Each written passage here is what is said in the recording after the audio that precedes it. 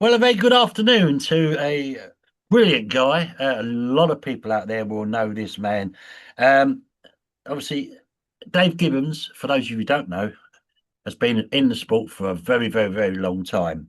And obviously, I sort of touched base with you, Manston, last year, Well, and obviously yeah, you. you've been threatening to do this since then, and it's I taken know us this it's long. we can never get together, and then No. like and not only with when we spoke to you before, but also you do so many different things which we'll talk about, but also you do hill climbing as well, which is quite exciting. Where do you do that? Uh, Hill climbing and sprints. I have to say, primarily sprints rather than hill climbing. The hill climbing side of it is more recent. So we have been to Shelsley Walsh and Prescott. I've got a little Jedi motorcycle engined racing car, single seat racing car, which unfortunately my boy crashed Oh, uh, at Shelsley Walsh last July, and I've literally just come out of the workshop from putting the final bits of it back together again. You know, he took three corners off and rolled it over and did the roll bar and everything. He did a proper job. But anyway, but yeah, we have a lot of fun with that. I've done sprints and hill climbs for quite a long time now. yeah, do you go to Goodwood or anywhere like that as well? We do sprints are good, not the Festival of Speed or the Revival, but there are sprints at Goodwood on a regular basis. And both me and Ali, my wife Ali, has competed at Goodwood many times. I've got another single seater that we use for sprints, which I Yeah. haven't used for 12 years, and that's the Formula 3 Dallara that we use for sprints. Um, so yeah, before that we had a break. Before that we had a couple of other single seaters as well. But my main focus, my main interest has always been drag racing. Yeah. Uh, but I just, frankly, anything that's got a motor and wheels on it, I'm interested in. Yeah. I like your cup. Having a nice cup of nitro in the morning, always a good plan. There it is. So, tell us a little bit about your carburetor side of things, and how you've been involved in that, and how long you've been involved with that. Well, the carburetor side of things has kicked off through Tony Morris. And obviously, I met Tony Morris a long time ago when I Yeah. sold him the Rough Diamond T back in 1984. Wow. When I Yeah. quit and he bought the car off me. I'd met him before then, but we became really firm friends at that point. And he was living in Germany at the time. And I continued to help him when I could by going over to Germany or when he came over here. And then eventually he moved to America with his family, and that's where he's been. I think he's been there for probably 30 years now. Uh, and he worked for BLP for quite a long time. And then he left BLP, and at the same sort of time, Mike Laws, who was one of the sons of Bo Laws in BLP, he also left. And Mike took all his patents with him and all his designs with him, and wanted someone who could build the carburetors and make the carburetors. And he got involved with Tony, and Tony effectively, is the builder and the manufacturer now of the carburetors. Mike Laws owns the patents and the designs. So when Tony went on his own, a lot of people from over in Europe, his German friends and European friends, and over here in England, wanted parts and they wanted their carburetors serviced, and it was mad sending stuff all the way back to America um, to service it. So we had a handshake deal where I'd be his sole agent for TMC carburetors over here, and as a byproduct of that, I started servicing carburetors as well. So I will now service and rebuild Holly 4150 and 4500 carburetors. I carry most of the parts in stock. I will do other carburetors, but I don't carry the parts in stock for those. And generally, I can turn a carburetor around in a week to 10 days, Wow. Yeah. It's or pretty. sometimes quicker if someone wants it serviced. Um, and fortunately, some racers are realizing the benefit of servicing their carburetors, because They tend to put them on their cars and just run them and run them and run them and mess with them, tinkle with them, but they do go out of whack and they do need looking at.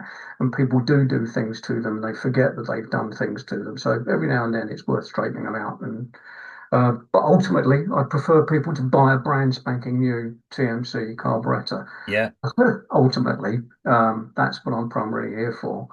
Uh, but it's in this day and age, it's a tough sell. They're not cheap. I'm not going to deny it. They're not. no, They're not cheap, but they are a lovely piece of kit and they work. We're very fortunate that our customer base so far, most of them, I think you'll say, you just buy a TMC carburetor and put it on and it works. yeah. And what can I say? That's all you really want. So let's talk a bit about your history. Obviously, I sort of, when I sort of came to Centreport 1984, 85, I I've sort of nearly knew, finished by then. well, yeah, exactly. But so, yeah, but tell us a bit about your history, when you got involved and Uh, how you got like involved. When okay, my dad before I was born was a trials rider. He did trials riding, and then after I was born, shortly after I was born, he raced hydroplanes, and he was really quite successful at it. He was inshore hydroplanes. He was really quite successful. He was a very good tuner of two strokes.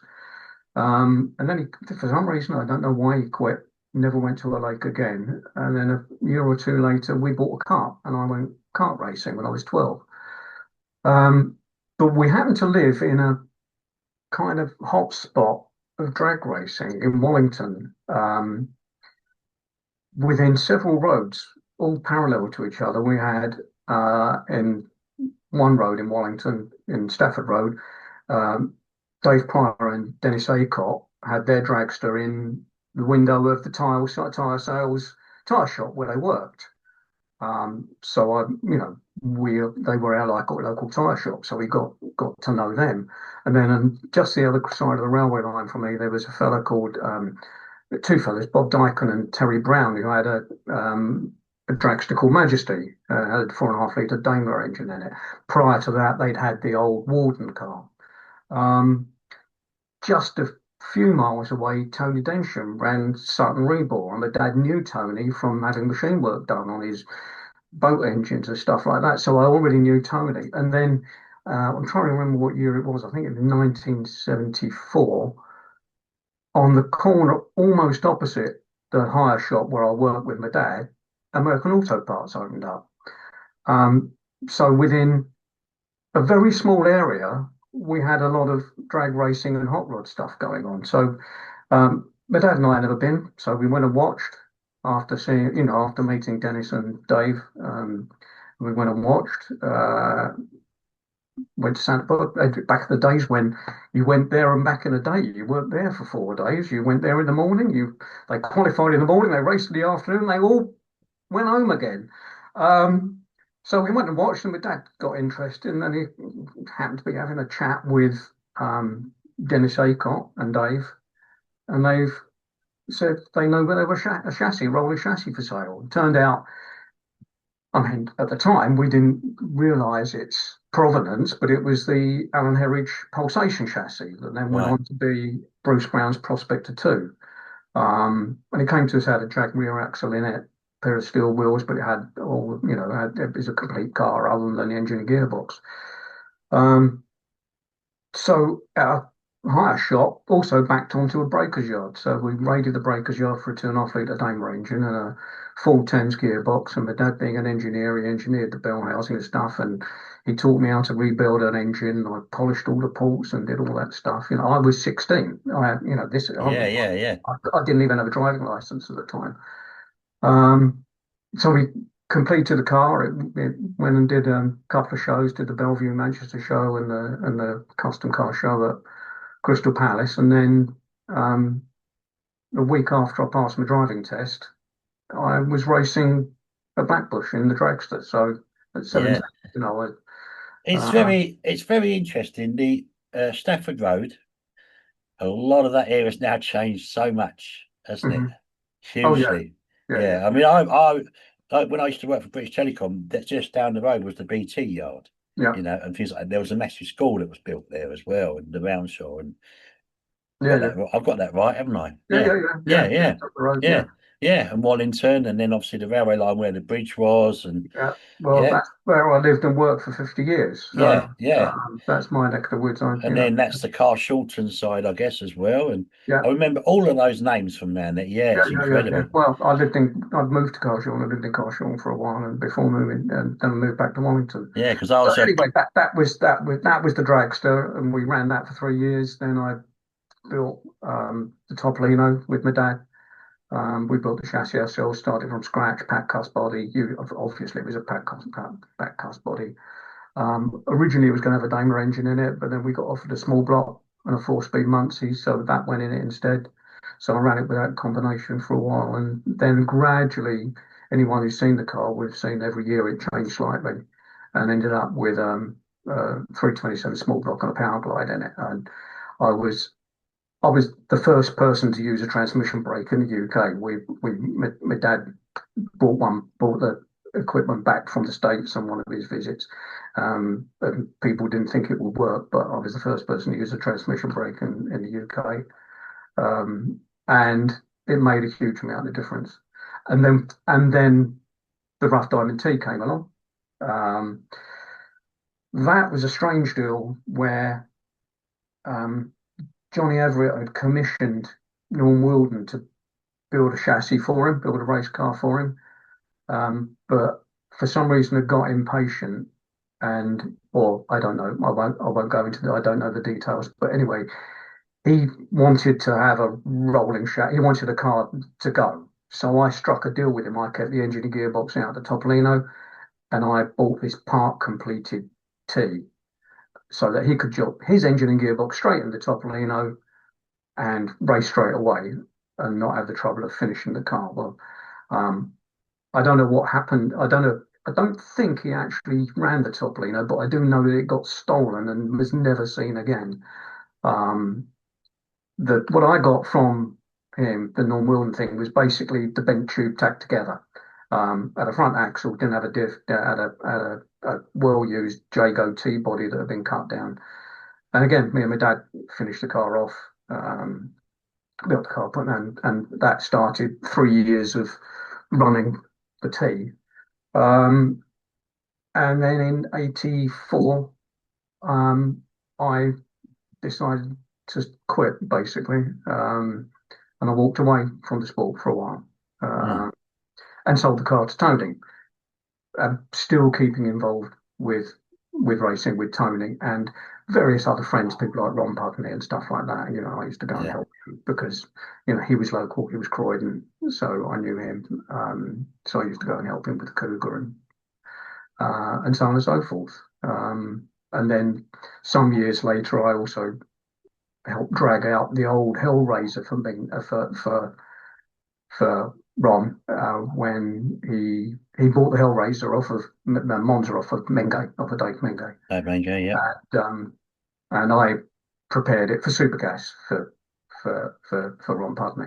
So he made a brief couple of years reappearance with the Monza, which then went on bizarrely to become Paul Marston's Whoopass Monza. It's the same car. So Yeah, yeah.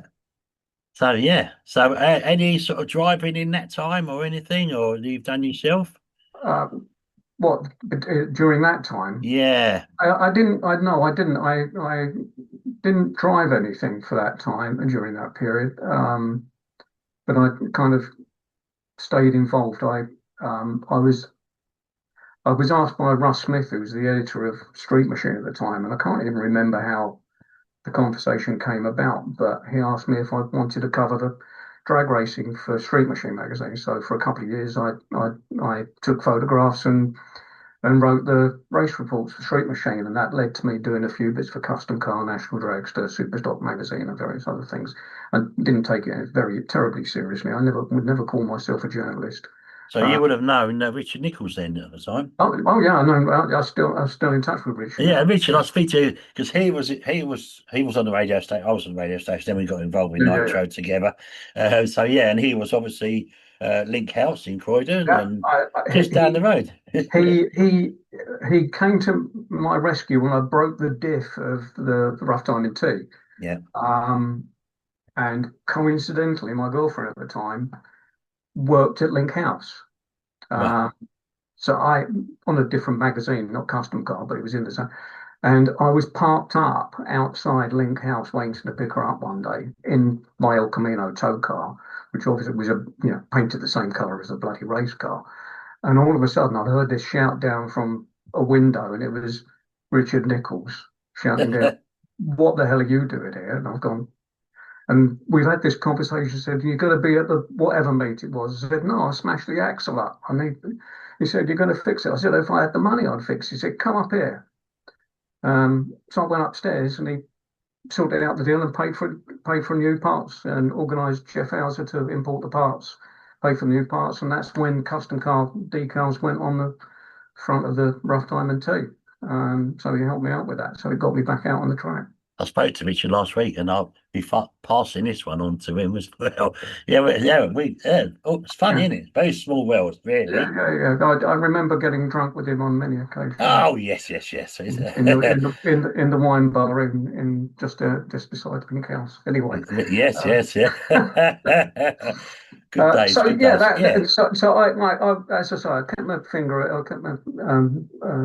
on the pulse, and uh, went sprint racing with my wife. We bought a Formula 4 car. And I mean, sprint racing, it's a bit like drag racing around corners. It gets the clock, from a standing start. yeah, One of the benefits, to my mind, was again, it was all done and dusted in a day. You didn't have to be away for days on end. I could get to Lynn, I could get to Goodwood, I could get to North Weald in a day. And you could both two people could drive the same car and race against each other because one does their time lap, gets out, someone else gets in, does their time lap, and you compete. So, and it also didn't stop for the rain. You just put wets on and you yeah, yeah, carry on. So we did that in a Formula Ford and then a Formula Vauxhall Lotus, which is when I met Paul Marston, and that's probably where it all went wrong again. Um, Ali and I were racing at the Brighton Speed Trials. Can't remember the year, but we were racing at this point in the Vauxhall Lotus, and I saw Grumpy's Dodge there, and of course I remember Grumpy's Dodge from when Paul Watson had it when I'd been writing for Street Machine. So I've gone to, and it was the same weekend as what was known as the World Finals at that weekend. It was the same weekend as that. So I've approached one of the crew guys and said, I would have expected you to be at the World Finals. He said, we are. I said, well, no, you're clearly not. You're here. He said, no, we went up yesterday and qualified. We've come down here for today, Saturday, and we're going back tomorrow for eliminations. I've got, okay. I said, but he said, but it seems like we wasted our time because Paul's license um, isn't eligible for doing sprints. It's for drag racing only. He hasn't got the right type of license. I said, where is he? And he's gone, well, he's looking for someone who's got the right type of license and knows how to drive a dragster. So I literally put my hand up, and Paul's come along and said, can you drive this? I've gone, yes, I can. He said, let's go and get the entry changed. Got the entry changed, and I found myself not only driving my Vauxhall Lotus for the day, single seater, also just jumping into Grumpy's Dodge with absolutely no really. jumping in and frankly, what a blast because we just smoked the tyres down most of the quarter of a mile and it was so much fun. And I think we won an award. We didn't get fastest time of day. I think we were second. We got an award for the fastest pushrod engine. And Paul and I have been firm friends ever since. Yeah, yeah, The following year, Ali drove Grumpy's Dodge there, and he had the Bruiser there. By then, he had built the yeah. The Bruiser. PT Bruiser. Yeah, yeah. Yeah, but yeah, the organisers didn't take terribly kindly to drag races. They didn't. They weren't very happy with us. I don't know why. I think they felt it wasn't playing the game. Um, so then Paul. I went with Paul to France to buy the Alien Altered. Paul bought it because it was a good deal, and he really bought it for the engine and gearbox. And I went with him to bring it back. And then he basically said it'd be a shame to cut, he said it's a shame to take it apart. He said, I can't get in it. Do you want to drive it? So that led to me driving the Alien for a few meetings. And we did have a plan for me to campaign it for a season, the next season. Uh, but unfortunately, I broke my back. Mm. So I couldn't. My doctor advised me not to Not to. drive it. Bit of a plan, yeah. And that's when Johnny Everett stepped Yeah, in, yeah, and yeah, he took over that, and then he bought the car. yeah. And I remember distinctly um, helping Johnny for the first time when he was driving it, and um, it had a magneto on it, so we had no ignition control. Um, so when you hit the trans brake and matted the throttle, it was wide open, and you let go of the button, and it did go. It launched. It was a and anyway, John's done his after a couple of familiarization runs. I'm stood on the start line next to him, and he's launched the car. And watched the car leave the line. I've turned around and said to my wife, I said, "Did you let me drive that?" Because I couldn't, but it's the first time I'd seen it actually. Like it was a very hard launching car. I Mm. think the 60 foots were, you know, 0.98s, 10s. It was, um, and anyway, that became John's, and the rest of that car's history Well, now. yeah, I mean, with John, unless he's feeling dizzy, he wouldn't have enjoyed it, would he? Well, no, I've known him from the early years anyway. Yeah. I used to enjoy racing him when he had his 22, and when he had the Hangham High car, that became Tidswell's car. I used to enjoy racing against Tidswell as well. So that was the start of my relationship with Paul. Um, and then I moved to Kent. Um, and I wasn't racing anything for a while. I was keeping my eye on things, and we, my wife and I, unfortunately, she had breast cancer, and during the course of recovery, um, we happened to go to Lyddon just to do a watch, and we saw some of our old friends from sprinting there, and she said, "Why aren't we doing this anymore?" So I went and bought another single seater, which is the one we've still got, which is the Delara, um, and raced that for a couple of years. But during that time, this is when it gets messy. Is Tony had put a shout out. It was the fairly early days of Facebook. And put a shout out along with his sister Andrea to see if they could find out what happened to our old car, to the old Rough Diamond, the one that Tony had bought from me. And it resurfaced. They found it. And there was initially a plan for me and Tony to bring it back to the UK, and I'd rebuild it and he could run it if he came over to the UK. So we kind of hatched that plan, and I went to Austria where the car was with my mate Dick and Maurice Takur, and we went to Austria and brought the car back. Um, it was in a fairly sad state. It was, but we had the car back. But then Tony realised it would be stupid of him to be involved, so it kind of left me with the car, which is no problem. So I ended up rebuilding the Rough Diamond T, and of course the chassis wouldn't tag. It was an old car. It was the wrong wall thickness, wrong tube. So I duplicated the chassis in Molly. Um,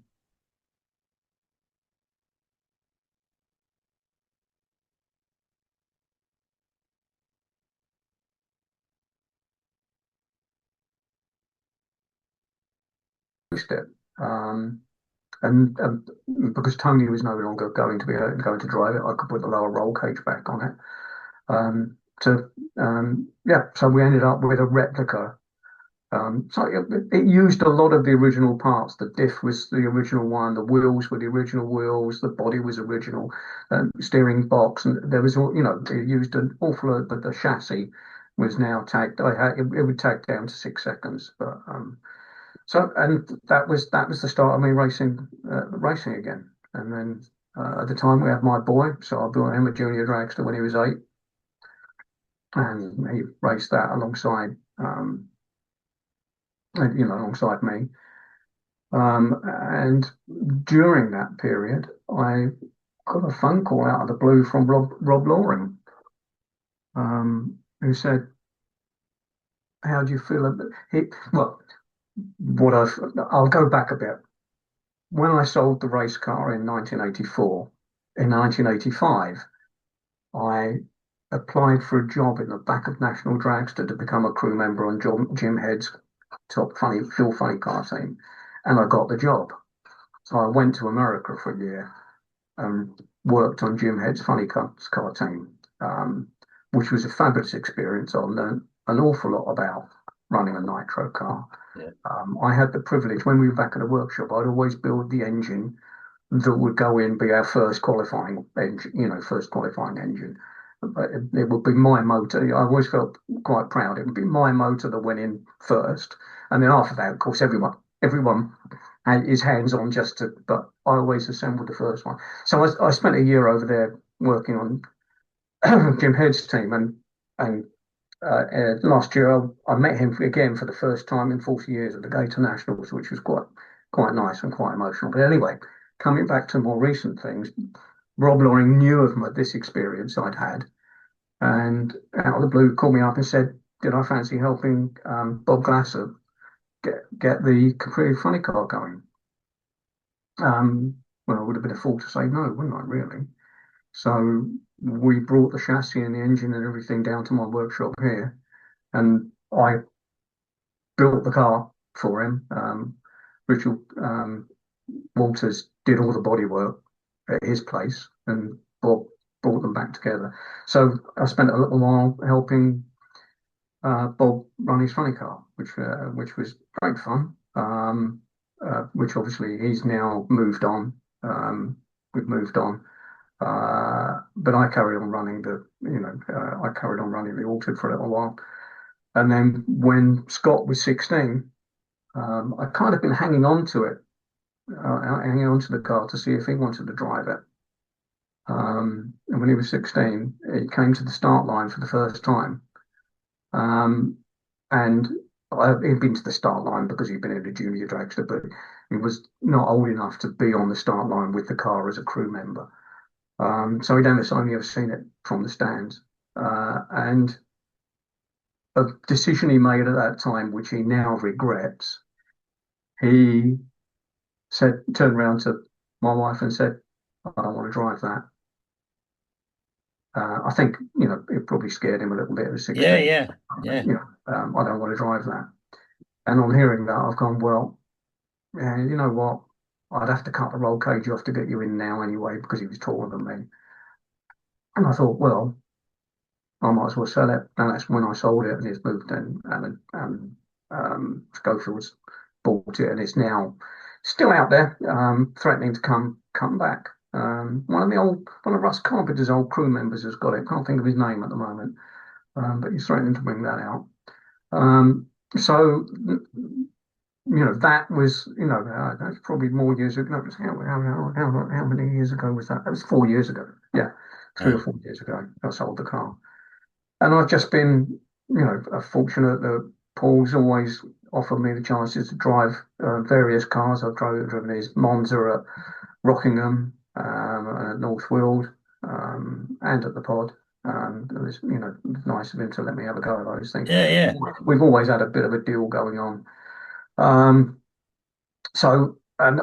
having effectively knocked the drag racing on the head, we decided to go hill climbing again, Right. which is where the Jedi comes in, and that's primarily my boys' thing. I've driven it a few times, but really it's for my son. It's his car, really. Yeah. Uh, and and then of course Manson's now started. Yeah. It's half hour away from my house. Yeah. Um, Unfortunately, I'm also custodian of someone who was a neighbour, a custodian of a vintage race car. I don't know if you've seen it. It's called the Stinson Special, based on a 1929 Model A Ford single-seater race car. So I've been running that at various beach events, and of course taking it to Manston Yeah. and to Brooklands and stuff.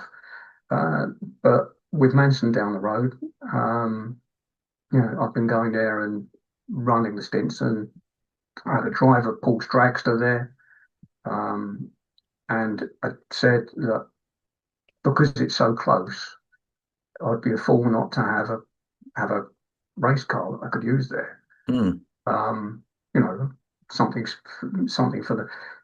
But the fact of the matter was, I've got no money. Everything I've got is wrapped up in the Jedi. Especially now, seeing as he crashed it, it's cost me a small fortune to put that back together. Would have been cheaper to buy another car, frankly. Mm. So I can't afford to buy a car. And then Paul bought the Sierra. Yeah. Um, and his purpose for buying that originally was to run it himself at Manston because it's the ideal Manston car. Yeah. It's a good no prep car. Um, but after the experience of me driving his car, he realised, and him driving at Manston, he realised that he couldn't really run the event and drive a car. So he very kindly offered me the The use of the car drive. to use as my own. Yeah. So we have the car here. The only caveat is I have to rebuild the engine first. Not a big deal. I do build engines for people, alongside the carburetor stuff. I do get a few engine builds. So I'll rebuild the engine, and hopefully, if I'm lucky, end of March, we'll Yeah. have the car down there. What are you putting in it? Well, it's got the engine in it is a Scott Chaviroff 632. All right. Yep. It's just that it's been sat for 7 or 8 years, and when Paul fired it up, it was a bit smoky. Yeah. So we think probably some rings or something, but it needs investigating before we run it. But it's a proper full tilt Scott Chaviroff Nice. 632. It deserves to be a very, very quick car, and it's Yeah. it's street legal as well. There you Uh, go. so not that we'll probably use it on the street, but yeah, I am, and he's very kindly allowing Scott to drive it as well. So initially, it's Paul's car. It's up to him where we run it. But initially, it's a Manston only car. It's the ideal car for that sort of Yeah. race. Yeah. Yeah. Definitely. Yeah. And it'll be used to promote Manston, and of course I'll put a TMC carburetor on it, so it'll be a flagship car for TMC as well. Brilliant. That's fantastic. Nice. Do you know what, Dave? It's just incredible just to catch up with you and have a chat and go over the old times and everything else. Everyone I speak to regarding Richard Nichols, it's the wine bar by Link House. But yeah, no, it's great. It's very historical, and people like yourself has done so much for the sport, Well, I wrote my memoirs, don't you? Called The Accidental Polymath. Wrote my memoirs, and most of what I've just told you is in book form. Uh, right? so, Okay. so if anyone wants to read the recollections of an accidental polymath, I've even got a copy here. Right, well, save one for me and I'll grab it from you. There you go. All right. When I see you next. That Yeah.